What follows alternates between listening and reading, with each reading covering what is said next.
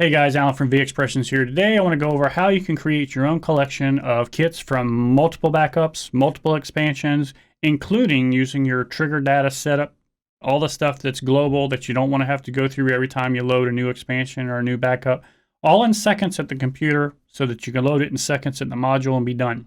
I'm going to make life easy on you. Let's get started.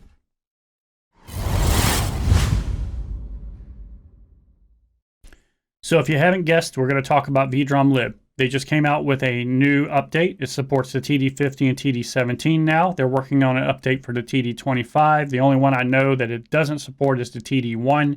But like I said earlier, you can do all this stuff that would take you literally an hour or two at the module. You can do it in seconds at the computer.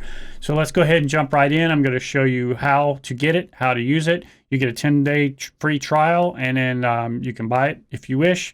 I think if you haven't used it before and you see how powerful it is, you're going to want to buy it. So let's get started. You can either get the download from our website, VExpressionsltd.com, by scrolling to the bottom here and clicking on V Drum Lib, or you can go to vdrumlib.com directly. I will put the links in the description, obviously. There's a download page, and there's a couple buttons here. The Try It takes you to the download page where you can go ahead and get the 10-day trial, or you can go ahead and buy it directly out. I will give you a hint that right now it is $19.99, and a little birdie told me that it might be going up in price, so you may want to grab it soon. I would suggest going and getting a trial as soon as possible. As I mentioned, it supports pretty much everything from the 3 to the 50, minus the 25 in development, and it does not cover the TD1. So let's go ahead and go to Try It, and you'll see we have a version for Windows, we have a version for the Mac. That is all the way up through Catalina. That's what got delayed and why it came out at Christmas instead of, I think it was November. Catalina paused it a little bit, but now it works fine on both. I was the tester for Windows. Ken at V Drum Lib tests it on Mac, and it's good to go. It's wonderful. So you can click here and the blue buttons to try it, or you can go ahead and buy it. When you do the try it, you will get a downloadable exe file that you can start. I will warn you now, go ahead and shut off any virusware, because every time I have to update or install it, my Trend Micro trips and it blocks it. So if you have Norton or any of those running, go ahead and turn it off when you install this, and then turn your virusware right back on. So we'll go ahead and get rid of that, and let's go ahead and get rid of this. And then finally, this is what it's going to look like when you get it installed. V-Drum Kit Library. There's some important parts to point out here. There's really only a few things to know. First, you have a drop-down list. This is the first thing that you should check every time you open it. You should choose the module you're going to be working into. And then you have a source library on your left, and you have a new library on your right. The source library is where you drag files in, such as your backups or your expansions from VExpressions or what have you. And from that, you can strip data out, whether it be kits or your setup data, to the right side, which is your new library that you're going to be creating. So let's go ahead and go over here to the right. I have some files ready for examples. I have a 12, 20, 20X, 30s, and 50s.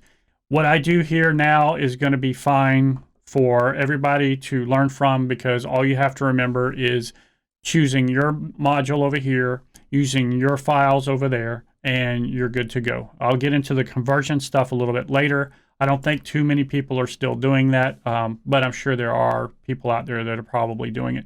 I think most people are going to watch this today are the new 50 and 17 owners that want to see what this is all about. So I have 50 chosen, and I'm going to drag over one of my 50 files. We're going to pretend this is my personal backup.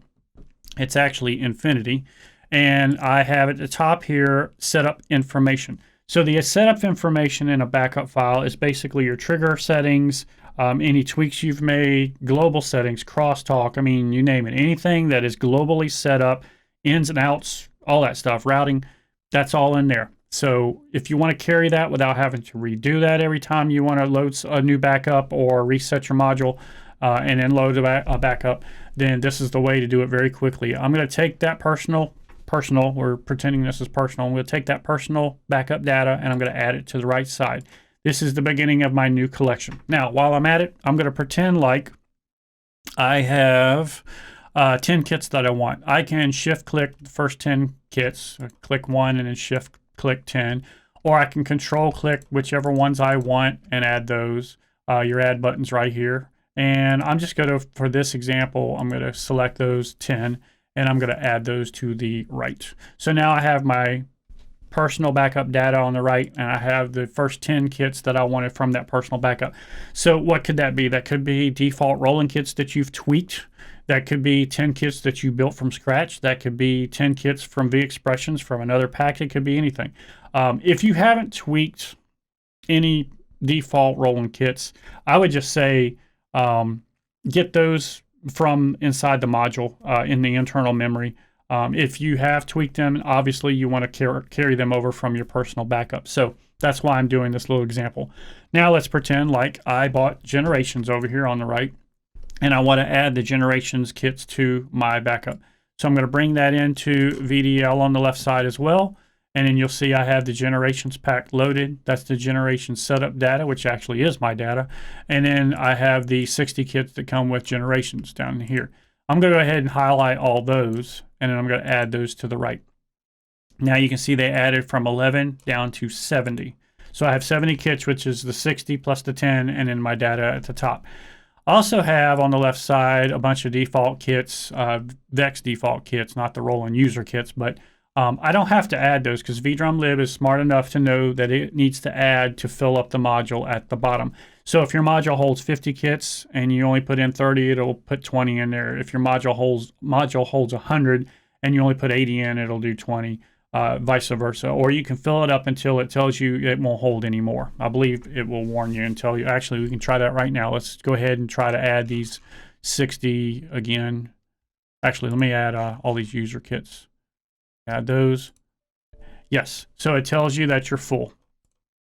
And it did copy those 30 and then it deleted the rest. So I'm going to take these back out because what I want to show you is that V Drum Lib is smart enough to add them anyway. So what I'm going to do now is I'm going to save this out. So I've got, just to recap, I have my personal data, which is my trigger settings, etc. That's great for guys with DIY or unconventional pad selections, you know, that don't want to go through that every time. I have my 10 kits, and then I have the other 60 added up to make 70 in my new pack. So, by the way, Ken, if you're watching, I would move this save button here over to the right. Okay, so let's go ahead and save it, and let's give it a name. Oh, I want to talk about the name for a second. If I double click this name up here, Infinity, that name is the name I gave it in the module when I created it. But if you double click this or right click and select rename, either one, you're going to see that it gives you a little warning. I'll summarize this warning for you, is that the first 12 characters you use in saving it are going to be the 12 characters that you see at the module. So whatever name you want, you're going to want to put that here. It also gives you a note to remind you that you have to change the name once you've saved it, so that the module will recognize it, and we'll get to that in just a moment. So what I'm going to do is I'm going to go ahead and save this. I'm going to give it the custom name I want to see. My custom. It's on the desktop, and I'm going to bring that over here from my other monitor and put it right there. So let's zoom in here. As you can see, the TD50 file format is a little different than what we have now. So I'm going to simply just copy this, because this format in the name, you have to have this format. So I've copied that. I'm going to take mine that I just made, and I'm going to paste it. But I need to change the last number because I don't want to overwrite that other file. I have 4 and 5, so I'm just going to add 6. I want to tell you here, kind of use some common sense. I like to use bank 1 as my daily volatile backup. So like when I finish for the day and I just want to make a quick backup of anything I've changed that day, I just quickly save it to bank 1 right there. I like to leave a little space there, and then I put the stuff I really want to save, like after 3 high or whatever. I don't go down to 99 because I don't want to have to scroll all the way down to 99 when I want to load something. But just a reminder to use some common sense there of how much work you want to do, how much scrolling you want to do. So now I've got my new 50 file here I just made, numbered at 006. Let me clear this out. And now we're going to bring this back in and see what we got. If I zoom in here, you're going to see that I now have the name I wanted, my custom, even though I've got the right name over there on my file name. And I have the 10 kits that I wanted for my first backup. And starting with the AC/DC, I have my Generations kits down to 70. And like I said, VDL added all the user kits from 70 to 100. So it knows exactly how to handle it. Pretty easy. That goes the same for the TD30 and any other module that you may have, as long as you start with the right module name, you use the right module folder or files, and you use the right names when you're done. We'll get into locations in just a moment. Let's talk about some conversions real quick. So first and foremost, what you can't do. Let me explain why. So a lot of us know that the 12, the 20, and the 20X were kind of all the same family. We can convert back and forth between those with V Drum Lib. That's been an ongoing thing for something like 12 years or whatever, maybe even more.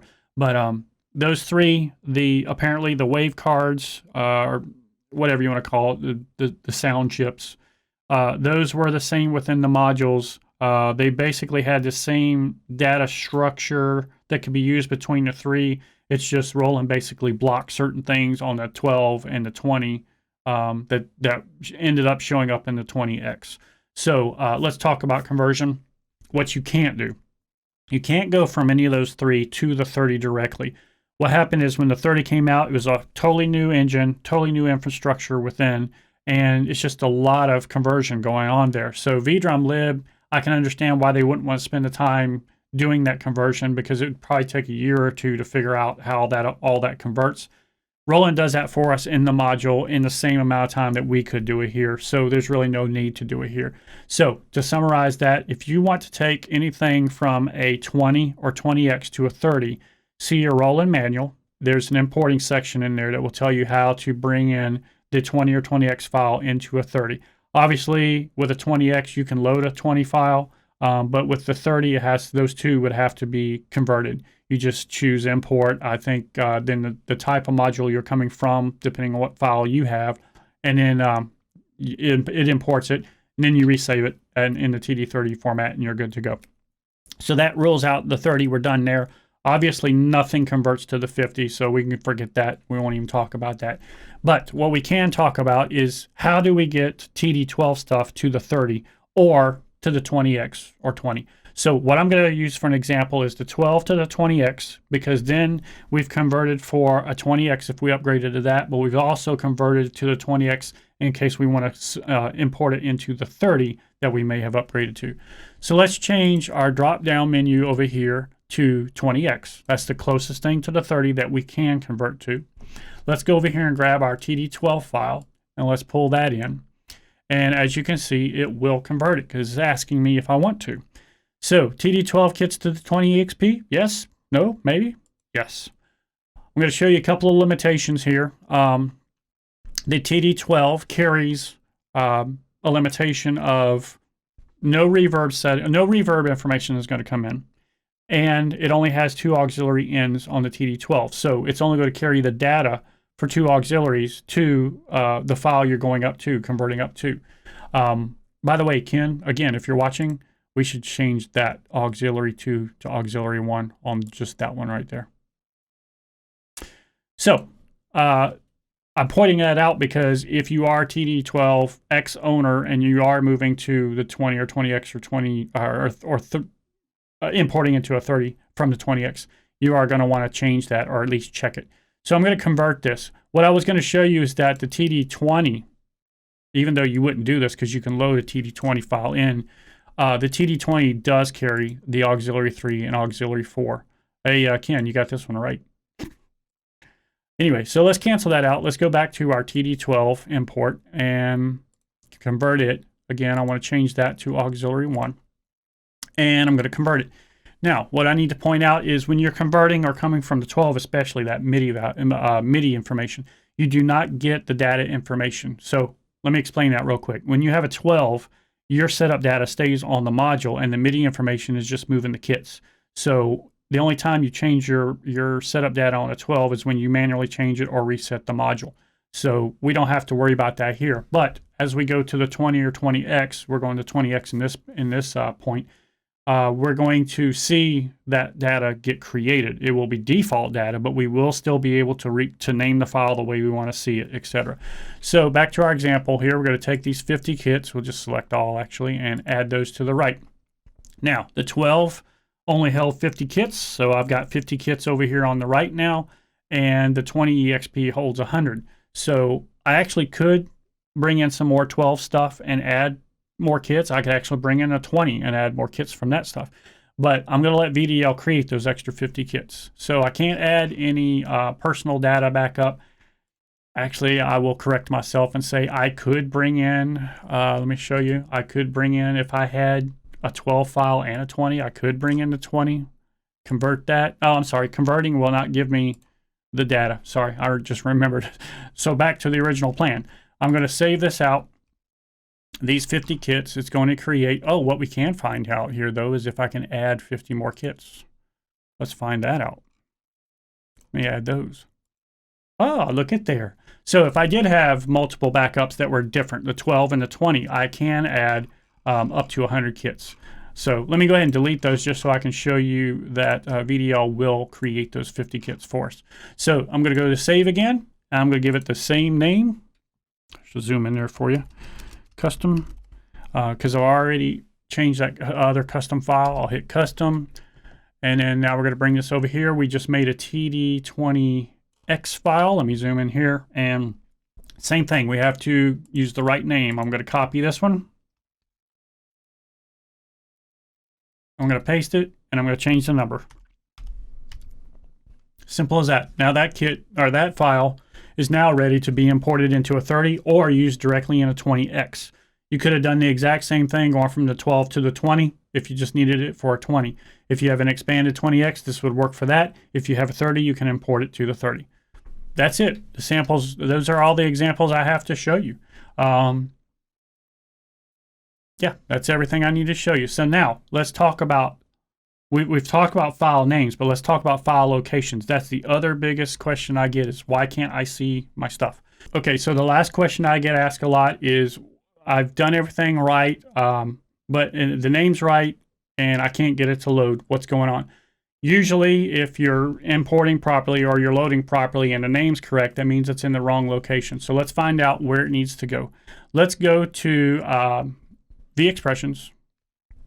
Let's go to support, and then let's download our quick start guide right here. This is where I have all the information. If you click that, you will get this PDF right here, our quick start guide.